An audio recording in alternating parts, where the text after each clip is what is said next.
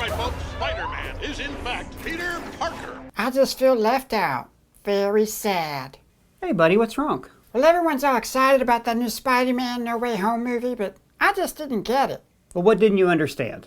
Well, why does everybody think Spider-Man's a bad guy? I thought Doctor Strange was supposed to be a real good wizard, but he can't think straight and he yells at kids. And where did all them other villains come from? And how come there's so many Spider-Man?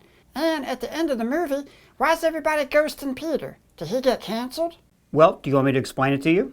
Yes, please. All right then. So this movie takes place in the Marvel Cinematic Universe where Spider-Man crosses over with all the other heroes. But recently, Marvel has introduced the Multiverse. Oh, like that awesome show, Fringe. Exactly like Fringe, that's right. So there are alternate universes where there are other versions of the characters that we already know and love. Is there an alternate version of me? No, buddy. You're one of a kind, special. There's no one like you. Oh, now I'm sad again. So, this movie picks up right after the last movie when Mysterio revealed Peter's secret identity to the world and everyone blamed Spider-Man for his murder. But Mysterio is a bad guy. Yeah, but no one knows that but Peter Parker and a couple of Skrulls that were posing as Nick Fury and Maria Hill. And they don't help him? No. Why not? Because they're not in the movie. Oh, but he'll get help from his friends at Stark Industries, like Happy Hogan or Head in a Box Lady. Do you mean Gwyneth Paltrow? It's her head in their box? Oh, well, they're all in trouble too, and the government takes away all the drones and stuff from the last movie. So, everyone hates Peter Parker, so he and his friends can't get into any good colleges. What's college? It's a place where people go to get into debt. Okay then. So, Peter is really bummed about all this, so he goes to see Doctor Strange, hoping that he can reverse time. And he's like, no,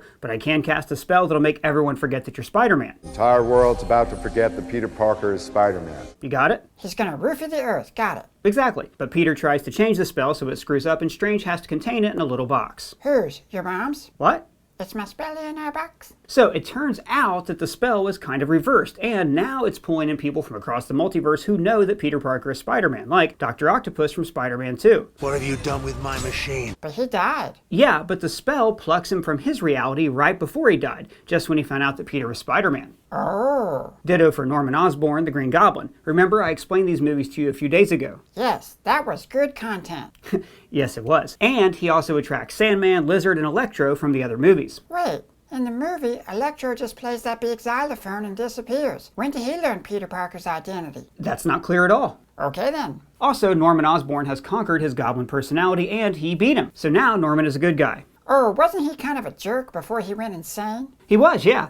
What, you want me to trade in my car for a Jetta just because you flunked out of every private school I ever sent you to? So Peter goes around catching all these bad guys with MJ and Ned's help so Strange can keep them in his dungeon. Doctor Strange doesn't help him? No, he just tells the kids to act like Scooby-Doo characters and catch them. Well, why doesn't Doctor Strange help? Because he's sleepy? Oh, I get that. I am always sleepy. So Peter learns that some of the villains are going to be sent to their deaths, and Doctor Strange files that under D for don't give a f***. Oh, she passed away? Oh. All right. So he and Peter have a little fight, and Peter ends up trapping him in that weird Inception dimension for a while, and he grabs his teleporter rig. And it works for Doc Ock. They rebuild the chip that controls his brain functions, and he's nice again. Things sure are working out great. Yeah, but the other villains decide that they don't want to be cured. Electro steals an arc reactor, and he's all like, You're not gonna take this away from me.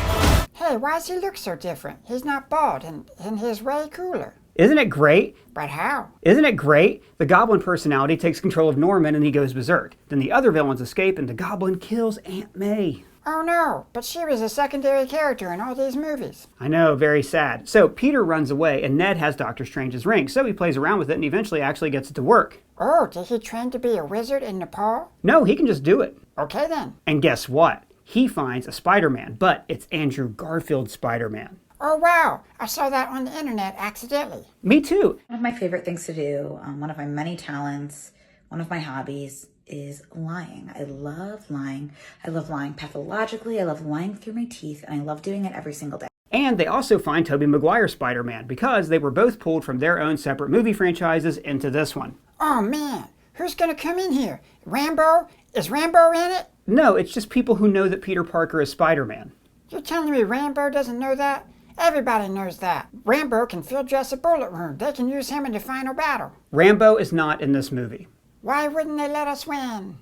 Fine, continue. So all the Spider-Men find Peter, who's really upset about Aunt May, and he tells them about her last words. With great power comes great Sense and Sensibility. Is Hugh Grant in this too? No, Edward Ferraris and Rambo are not in this movie franchise. Only people who have been in Spider-Man movies will be in this one. Does that mean Macy Gray's gonna be in this movie? No. But she was in Spider-Man. She can help him out. Macy Gray is not in the movie. What about me?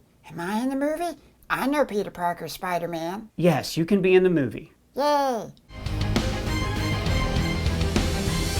So, all the Spider Guys team up to find cures for the villains, and Peter sends a message out to the media that he'll be at the Statue of Liberty, and if they don't meet him, then he'll push a button on the magic box that sends them home. The box has a button? That's convenient. Sure is. So the villain shows up, and with a little help from Dr. Octopus, they cure them one at a time. And mostly they're all like, oh, gee, thanks, this is nice, I like being cured. But then Norman shows up, and he knocks MJ off the Statue of Liberty. Oh no! I know, but then Andrew Garfield's Spider-Man saves her, redeeming his failure to save Gwen. And redeeming the failure of his entire franchise. That's right. But Norman destroys the spell box, so now Strange has to find another way to reverse the spell, because an infinite number of people from an infinite number of universes are about to enter this universe. So Peter asks him to create a spell that will make everyone forget who he is forever. Oh, how does that work? Does Peter make a racist tweet?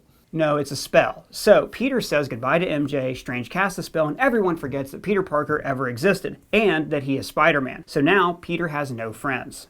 But why doesn't he just tell MJ who he is? Well, because he doesn't want her to get hurt. Instead, he starts a whole new life wearing a normal cloth suit and living in a crappy New York apartment. Owen Wilson. Did you mean to say wow? Yes. Wow. So, what do you think? Well, it sounds to me like the movie's about failure. Peter Parker's always screwing up in all these movies. He makes all his own villains. I'd like to transfer your control over to Quentin Beck. See, that wasn't so hard. But in this movie, he literally summons the villains to his dimension. But he takes responsibility for his mistakes and helps people out. Well, and what's more Spider-Man than But everyone else in the movie also gets to redeem their mistakes. The villains all become good guys. Andrew saves a fallen girlfriend. Toby gets to save Norman. And Sony Pictures makes up for cramming Venom into Spider-Man 3 by deliberately not putting Venom in this movie. Because Spider-Man is not defined by his failures. He is defined by rising above them to make the world a little better every day. I thought it was cool when all the Spider Guys fought the bad guys together. Okay, between the two of you, which one is Slay and which one is Fierce? Oh, I know the answer. I know. Who? I'm Slay and you're Fierce. I totally said the same thing. I was thinking you're more Slay and you're more Fierce. No, because like I'm like Slay, like can't be Slay, but Danny's like Fierce. Yes, exactly what I was. Well, that's just what I think. Let me know what movie you want me to explain to Doug next down in the comments below or at me on Twitter. And if it's your first time here, please subscribe and smash that bell. For ScreenCrush, I'm Ryan Airy. And you are a good boy.